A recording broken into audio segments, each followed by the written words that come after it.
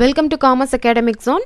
இந்த வீடியோவில் இன்றைக்கி 12th ஸ்டாண்டர்ட் காமர்ஸ் சப்ஜெக்டோட முக்கியமான கொஸ்டின்ஸ் பார்க்கலாம்.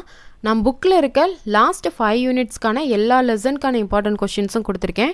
இப்போ லெசன் கம்மி பண்ணியிருக்காங்கன்னா என்னென்ன லெசன்னு பார்த்து அதுக்கான இம்பார்ட்டன்ட் கொஸ்டின்ஸ் மட்டும் படிங்க. ஆல்ரெடி 2 வீடியோஸ் அப்லோட் பண்ணியிருக்கேன். வீடியோ பார்க்காதவங்க பாருங்கள். வீடியோவோட லிங்க்கை டிஸ்கிரிப்ஷன் பாக்ஸில் கொடுத்துருக்கேன். அந்த வீடியோவில் ஃபர்ஸ்ட் 5 யூனிட்ஸ்க்கான இம்பார்ட்டன்ட் கொஸ்டின் சொல்லியிருக்கேன். என்ன மெத்தட் ஃபாலோ பண்ணால் 80 மார்க்ஸ் எடுக்க முடியும்னு சொல்லியிருக்கேன். அந்த மெத்தடை ஃபாலோ பண்ணி படிங்க.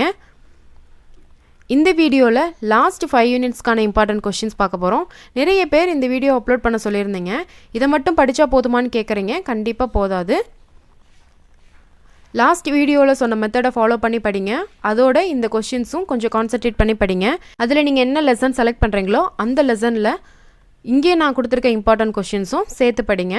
முக்கியமான கொஸ்டின்ஸுன்றதை விட நம்ம என்ன மெத்தட் ஃபாலோ பண்ணி படிக்கிறோன்றது ரொம்ப முக்கியம். என்ன மெத்தட் ஃபாலோ பண்ணி படிக்கணுன்றதை நான் டீட்டெயிலாக கொடுத்துருக்கேன். அந்த வீடியோட லிங்க்கை டிஸ்கிரிப்ஷன் பாக்ஸ்லேயும் கொடுத்துருக்கேன். அதை பாருங்கள். அதை ஃபாலோ பண்ணி படிச்சிங்கனாவே போதும். 80 மார்க்ஸ் மேலே கண்டிப்பாக எடுக்க முடியும். நிறைய பேர் அக்கௌண்டன்சிக்கு இம்பார்ட்டன்ட் கொஸ்டின்ஸ் சொல்கிறீங்க. அக்கௌண்டன்சிக்கு ஃபுல்லாக படித்தா தான் நல்லா மார்க்ஸ் ஸ்கோர் பண்ண முடியும். அதுக்கும் இதே மெத்தட் ஃபாலோ பண்ணி படித்தா போதும். அதுக்கு மட்டும் இல்லை, எல்லா சப்ஜெக்ட்டுக்கும் நீங்கள் இந்த மாதிரி மெத்தட் ஃபாலோ பண்ணி படித்தாலே போதும். படிக்கிற லெசனை ஃபுல்லாக படிங்க, கிளியராக படிங்க. அதிலே கொஸ்டின்ஸ் ஒமிட் பண்ணி படிச்சிங்கன்னா உங்களால் கொஸ்டின்ஸ் அட்டன் பண்ண முடியாது. ஸோ ஒரு லெசன் எடுத்திருக்கீங்க அப்படின்னா அதை ஃபுல்லாக படிங்க. தேங்க்யூ.